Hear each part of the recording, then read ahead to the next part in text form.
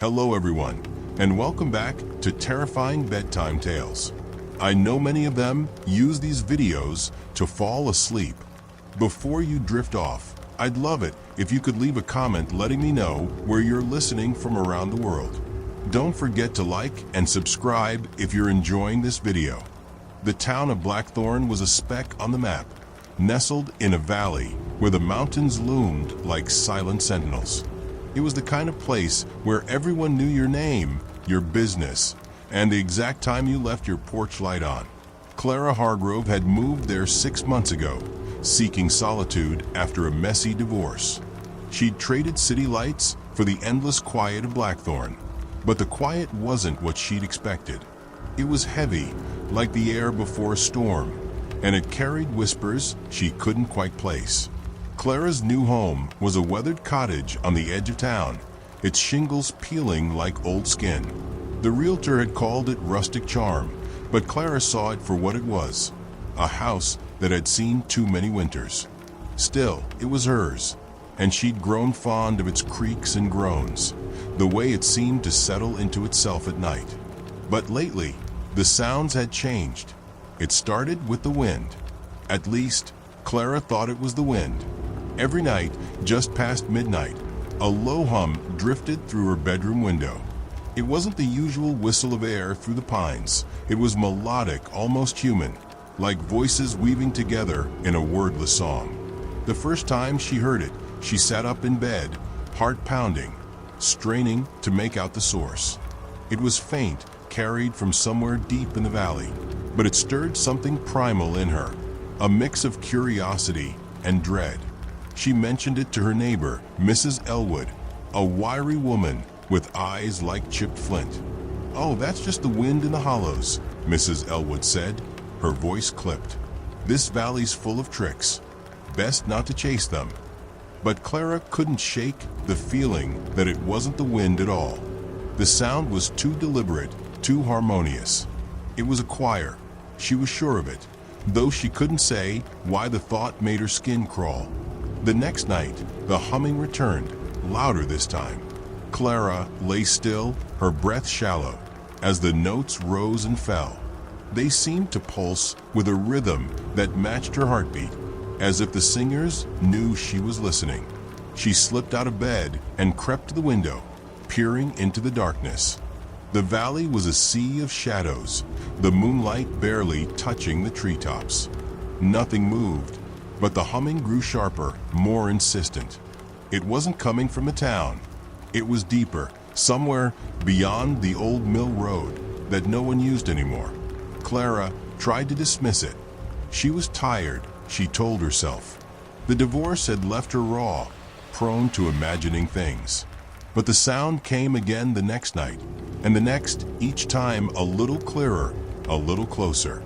By the fifth night, she could make out individual voices, some high and keening, others low and guttural. They wove together in a way that was both beautiful and wrong, like a hymn sung backward.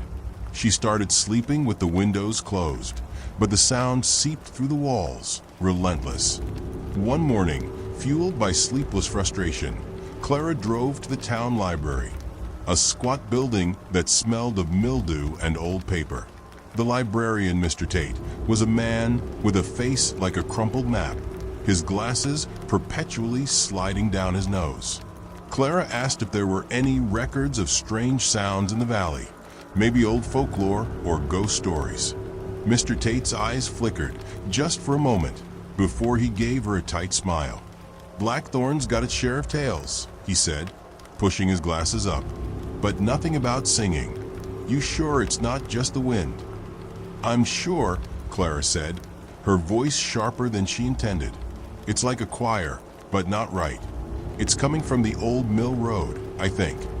Mr. Tate's smile faded. He leaned closer, his voice dropping to a whisper. "That road's been closed for years. Bad history. You do well to stay away from it." "What kind of history?" Clara pressed. He hesitated, then turned away, busying himself with a stack of books. "Just stories. People go poking around. They don't always come back the same. Leave it be, Ms. Hargrove." Clara left the library with more questions than answers, but she wasn't one to let things go. That night, the humming was louder than ever, vibrating in her chest like a warning. She couldn't ignore it anymore. She grabbed a flashlight, her coat, and a kitchen knife, more for comfort than protection, and headed out. The old mill road was a mile from her cottage, a dirt path swallowed by overgrown pines. The air grew colder as she approached, the kind of cold that sank into your bones. Her flashlight beam danced across the ground, catching gnarled roots and patches of frost. The humming was unmistakable now, a chorus of voices that seemed to come from everywhere and nowhere. Clara's breath caught as she realized the sound wasn't just ahead, it was all around her, circling like a predator. She reached a clearing where the road ended in a crumbling stone wall, the remnants of an old mill. The structure was long gone, but the foundation remained, a jagged outline in the moonlight. The humming stopped abruptly, leaving a silence so thick it pressed against her ears. Clara's pulse raced. She swept the flashlight around, expecting to see anyone, but the clearing was empty. Then she heard it, a single voice, soft and childlike, singing a melody that twisted into something dissonant. It came from the other side of the wall. Clara's instincts screamed at her to run, but her feet moved forward, drawn by a need to know. She climbed over the wall, her hands scraping against the rough stone, and landed in a small, sunken hollow. The hollow was unnaturally still, the air heavy with the scent of damp earth and something metallic. In the center stood a circle of stones, each one carved with symbols Clara didn't recognize, spirals and jagged lines that seemed to writhe in the flashlight's beam. The childlike voice sang again, joined by others, forming a chorus that made Clara's head throb. She spun around, searching for the singers, but the hollow was empty. "Who's there?" she called, her voice trembling. The singing stopped, replaced by a low chuckle that seemed to come from the ground itself. Clara's flashlight flickered, then died, plunging her into darkness. She fumbled with the switch, her hands shaking, but the light wouldn't return. The chuckle grew louder, joined by whispers, dozens of them, overlapping in a language she couldn't understand. Clara backed away, her foot catching on a root. She fell hard, the knife skittering out of her hand. The whispers turned into a roar, and the ground beneath her seemed to pulse, as if the earth itself were breathing. She scrambled to her feet and ran, not caring about the branches tearing at her coat or the cold burning her lungs. She didn't stop until she reached her cottage, locking the door behind her and collapsing against it. The next morning, Clara tried to convince herself it was a dream, a hallucination born of exhaustion. But her coat was torn, her hand scratched, and the knife was gone. She didn't go back to the hollow, but the humming followed her, now audible even during the day. It was softer, almost mocking, as if the voices knew she was afraid. She stopped sleeping. The humming filled her dreams, turning them into nightmares of eyeless faces and hands reaching from the earth. She started seeing things, shadows that moved when she wasn't looking, reflections in windows that weren't her own. The townsfolk noticed her growing paranoia. Mrs. Elwood stopped inviting her for tea. Mr. Tate avoided her at the library. Even the cashier at the general store gave her wary looks. Clara knew she couldn't stay like this. She had to confront whatever was happening, or it would consume her. She spent days researching, digging through old newspapers and town records she'd photocopied from the library. Blackthorn had a dark history, one the townsfolk didn't talk about. In the 1800s, a group of settlers had vanished near the old mill road. The official report blamed a harsh winter, but Clara found handwritten notes in the margins of one record, scrawled by an unnamed author. They heard the choir. They went to the hollow. They didn't come back. The notes mentioned a ritual, something about appeasing the voices with offerings. The details were vague, But the word blood appeared more than once. Clara's stomach churned as she read, but she couldn't stop. The hollow was the key, and she needed to understand what was there. On the 10th night, Clara prepared to return. She packed a new flashlight, a crowbar for protection, and a notebook to document whatever she found. The humming was louder than ever as she approached the mill road, a cacophony that seemed to pull at her thoughts, urging her forward. The clearing was just as she'd left it, the stone wall looming like a gate to another world. She climbed over, her heart pounding, and stood in the hollow once more. The circle of stones was still there, but now they glowed faintly, the carved symbols pulsing with a sickly light. The humming was deafening, vibrating in her bones. Clara gripped the crowbar, her knuckles white, and stepped into the circle. The ground shifted beneath her, soft and yielding, like it was alive. The voices surged, no longer wordless, but chanting in a language that clawed at her mind. She swung the crowbar at one of the stones, desperate to break the spell. The metal struck with a dull clang, and the chanting stopped. For a moment, there was silence. Then the ground erupted. Hands burst from the earth, pale and skeletal, their fingers tipped with jagged nails. Clara screamed, stumbling back as the hands clawed at the air, reaching for her. Faces followed, hollow-eyed, their mouths stretched in silent wails.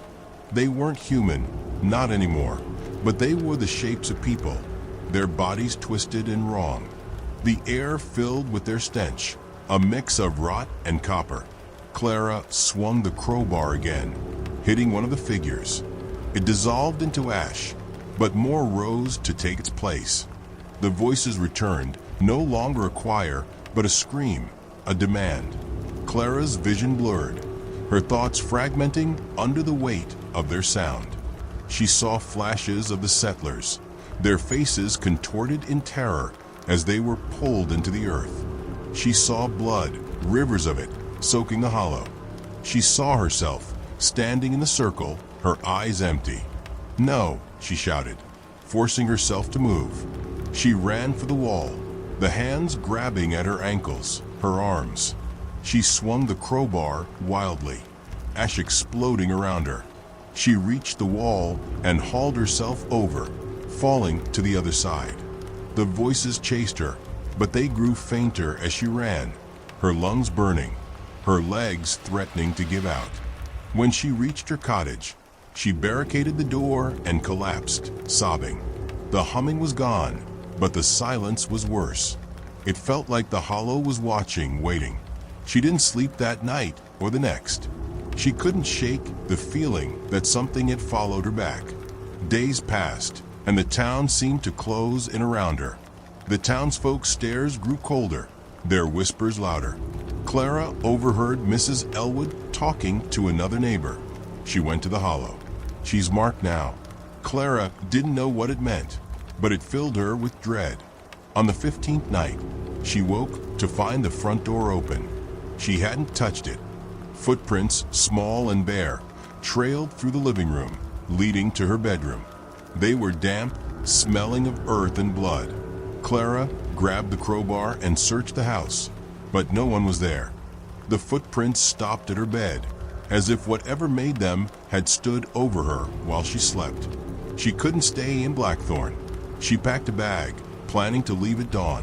But as she loaded her car, the humming returned, louder than ever. It wasn't coming from the hollow this time. It was coming from the town. Clara froze, her keys slipping from her hand. In the distance, she saw figures moving through the fog, their shapes blurred but familiar. Mrs. Elwood, Mr. Tate, the cashier, they were all there, walking toward her, their mouths open in song. Clara ran, not toward the car, but into the woods, away from the town. The humming followed, growing into a roar that shook the trees. She stumbled through the underbrush, branches tearing at her skin, until she reached the hollow again. The stones were glowing brighter now, the symbols burning red. The voices screamed her name, not in anger, but in hunger. She fell to her knees in the circle, the crowbar useless in her hands. The ground opened, and the hands reached for her, pulling her down. She fought, screaming, but the earth was stronger. As it swallowed her, the last thing she heard was the choir, singing her into the dark. The next morning, Blackthorn was quiet again. The townsfolk went about their business, their faces blank. No one mentioned Clara Hargrove. Her cottage sat empty, the door still ajar, the footprints gone. The old mill road remained untouched, its secrets buried in the hollow. But at night, if you stood at the edge of town, you might hear it, a faint hum, like a choir, calling from a valley. And if you listened too long, you might feel it pulling you, whispering your name.